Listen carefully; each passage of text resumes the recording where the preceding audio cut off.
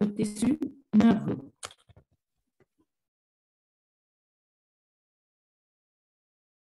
Le tissu nerveux, ou bien nous allons parler du système nerveux. Le système nerveux, c'est quoi? Le système nerveux, c'est un ensemble de structures qui vont coordonner les fonctions de l'individu.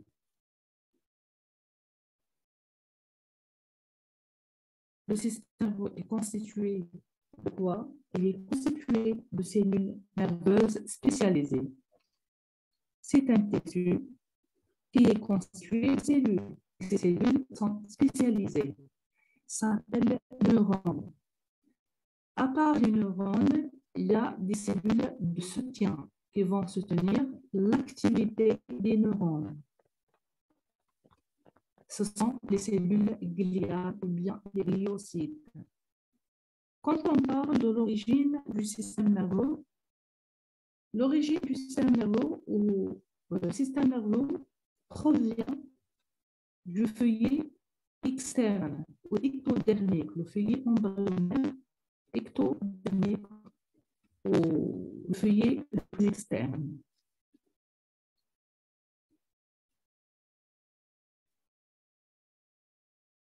La fonction du système nerveux. Le système nerveux est responsable de la réception. Il reçoit des informations provenant soit du milieu extérieur, soit de l'intérieur de l'individu de différentes structures.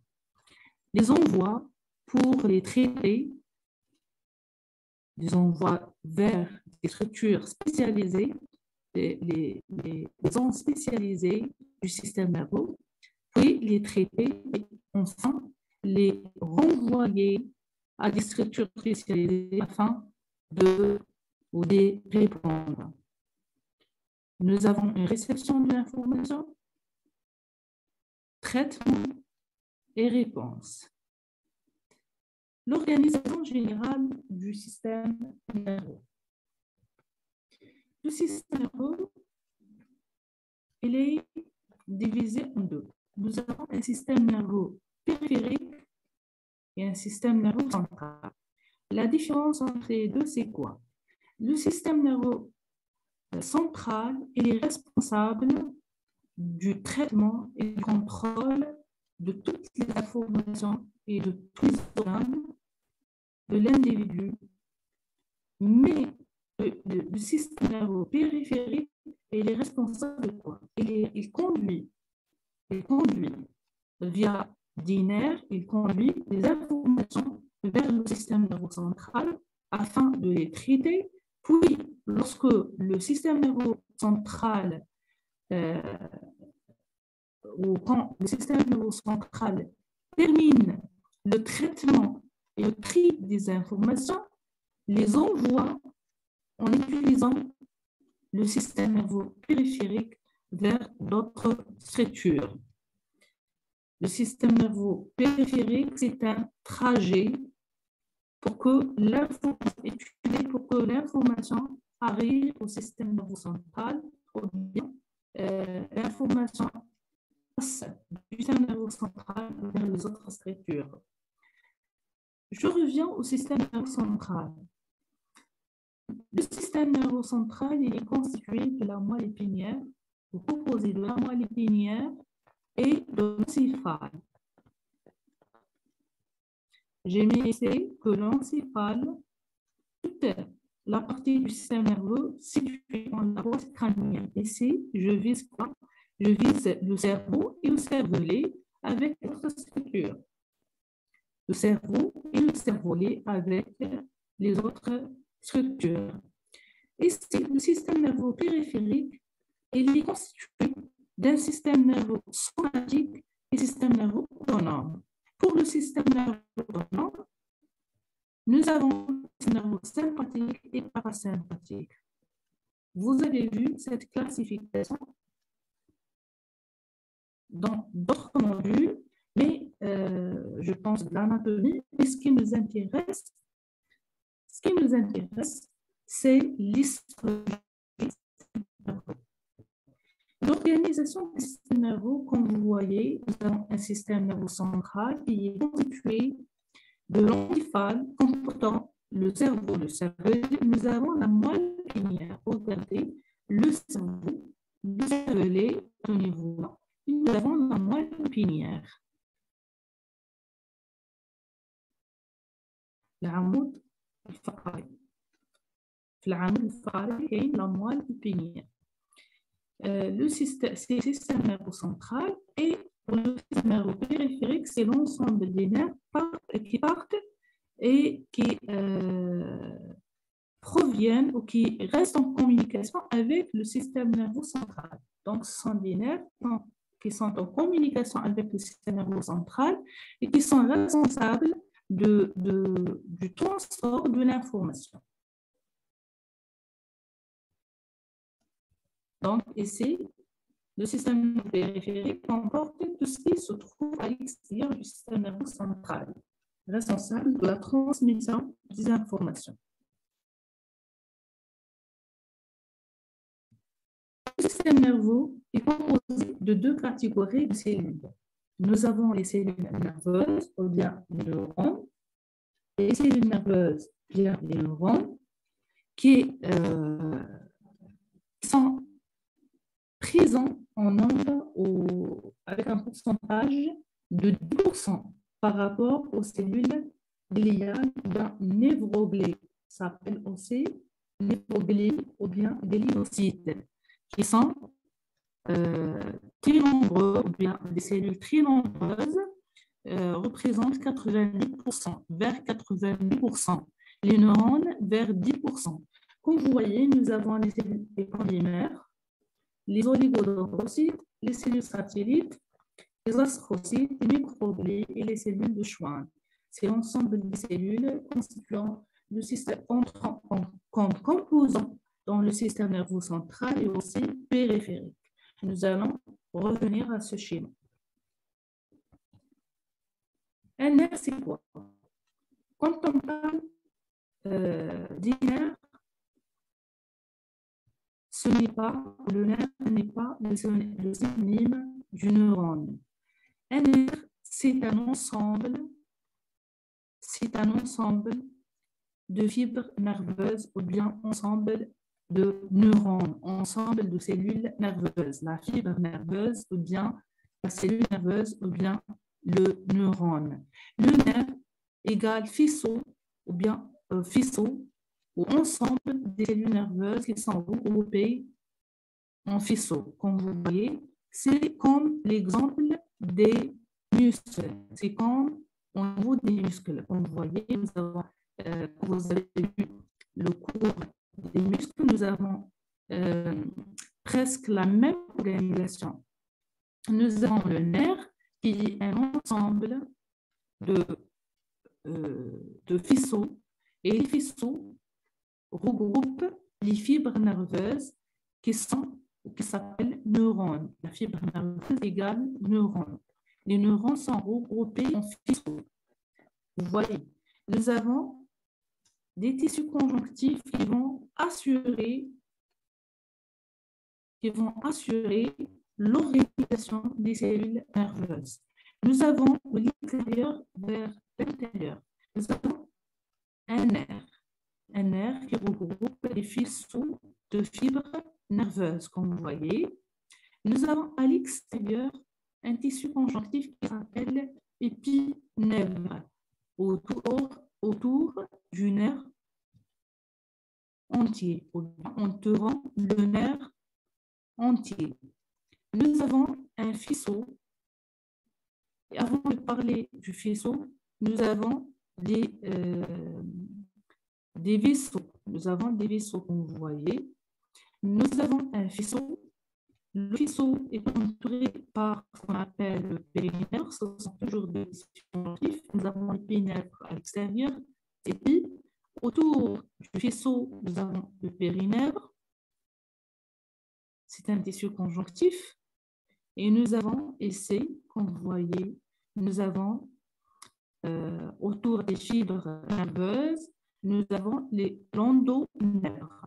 Endonèvres, périnèvres et épinèvres. C'est comme l'exemple du tissu musculaire. C'est presque la même chose. Le neurone, c'est quoi? Le neurone est regroupé sous forme de faisceau, regroupé sous forme de faisceau en formant ce qu'on appelle le nerf. Le neurone, c'est une cellule excitable constituant l'unité fonctionnelle de base du système nerveux. C'est l'unité de base spécialisée dans la réception, l'intégration, reçoit les informations, l'intégration et la transmission des informations. Et la transmission des informations. Regardez bien la structure générale. On a toujours ensemble de faisceaux et à l'intérieur, nous avons des fibres. Et autour des faisceaux ou bien du nerf, nous avons des tissus conjonctifs et même à l'intérieur. Regardez bien. C'est ici le périnèvre et l'épinèvre. Nous avons, regardez bien, nous avons les vaisseaux, comme vous voyez, les vaisseaux sanguins, regardez, le périnèvre, nous avons l'endonèvre entre les fibres nerveuses et nous avons l'épinèvre. L'épinèvre, c'est à l'extérieur. Ça, c'est le paranèvre qui se retrouve à l'extérieur de l'épinèvre, mais ici, on s'intéresse de l'épinèvre, périnèvre, endonèvre. La structure du neurone. Le neurone se compose d'un corps cellulaire. Ici, on parle des composants du neurone. Le corps cellulaire s'appelle aussi soma ou bien péricardion. Nous avons des dendrites, l'axone, les synapses et le cytosquelette. Regardez bien, les dendrites sont les dendrites, le noyau au niveau du soma, s'appelle aussi péricardion. L'axone, nous avons la gaine de myéline, et nous avons les nœuds de Ranvier. Les nœuds de Ranvier. Les nœuds de Ranvier. La cellule de Schwann, vous allez voir la différence. Et c'est dans la myélinisation en cas de cellules nerveuses centrales ou bien cellules nerveuses et cellules nerveuses périphériques. Nous avons une différence dans la myélinisation. Les cellules qui sont responsables de la myélinisation des axones, quand on parle des cellules nerveuses centrales, nous avons un type cellulaire et qui est responsable de la myélinisation. Et quand on parle des cellules nerveuses périphériques, nous avons un autre type de cellules qui sont responsables de la myélinisation ou de la gaine myéline. Et c'est terminaison axonale. La terminaison axonale. Regardez, nous avons les synapses et le rôle des synapses ici, c'est la réception des informations des influx nerveux provenant d'autres cellules nerveuses. On parle des synapses. Ici, c'est la jonction entre deux cellules nerveuses. Et les dendrites, le corps cellulaire, le noyau, l'axone, comme vous voyez, les boutons ou l'arborisation terminale. Arborisation terminale. C'est la gaine de myéline, nœud de Ranvier, comme vous voyez. Les dendrites, toujours, le péricardion, nœud de Ranvier, comme vous voyez, et les cellules de Schwann, les oligodendrocytes, deux cellules que vous allez voir après, qui sont responsables de la myélinisation de l'axone. La myélinisation. Nous allons parler du rôle de la gaine de myéline. Nous allons parler du rôle de la gaine de myéline avec les deux cellules qui sont responsables de la myélinisation, comme c'est écrit ici. Les cellules de Schwann et les oligodendrocytes. Les oligodendrocytes responsables de la myélinisation des cellules nerveuses au niveau central et les cellules de Schwann au niveau périphérique. Nous allons revenir à ce point.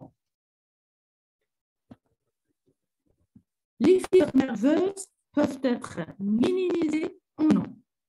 Les gaines de myéline isolent électriquement les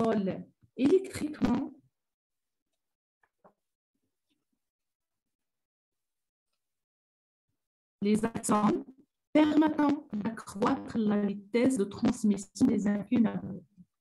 D'après cette information, nous pouvons dire que la gaine de myéline est responsable de l'augmentation de la vitesse de l'influx nerveux, la transmission de l'influx nerveux. Elle joue un rôle très important. Il y a d'autres rôles selon les recherches récentes qui parlent de la gaine de myéline et les nœuds de Ranvier qui sont en communication avec les autres types cellulaires. Ces nœuds, ce sont des points de contact, de communication avec les autres types cellulaires selon les recherches récentes. Ils sont en train de rechercher la relation ou les rôles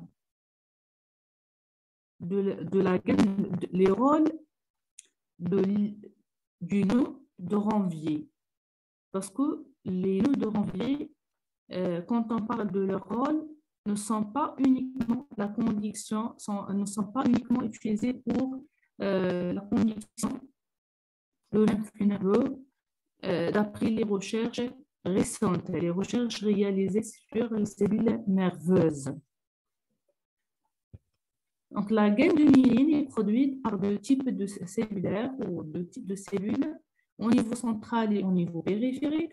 Nous avons les cellules de Schwann au niveau central et les cellules de Schwann au niveau central et les oligodendrocytes au niveau périphérique. La gaine de myéline est une membrane grasse qui isole chaque nerf du cerveau et la moelle épinière. Elle augmente la propagation de l'influx nerveux le long des fibres nerveuses. Donc, la gaine de myéline est générée par les oligodendrocytes et les cellules de Schwann selon la localisation des fibres nerveuses. Et les nœuds de Ranvier, ce sont des petits domaines intercalés entre les segments de myéline, sont indispensables à la propagation, je parle toujours des nœuds de Ranvier, et aussi de la gaine de myéline, sont indispensables à la propagation de l'influx nerveux. Donc, ce qui va se passer, c'est l'accélération de l'influx nerveux, de la diffusion de l'influx nerveux. Ici, nous pouvons parler de deux types de conduction nerveuse, l'intiqal axial. La conduction saltatoire et la conduction de proche en proche. Saltatoire, يعني صوتي l'information تعدي كما نقولوا حنا صوتي entre les nœuds de Ranvier. Et de proche en proche, quand on parle des cellules nerveuses ou des axones non myélinisés, de proche en proche. Nous avons saltatoire et de proche en proche.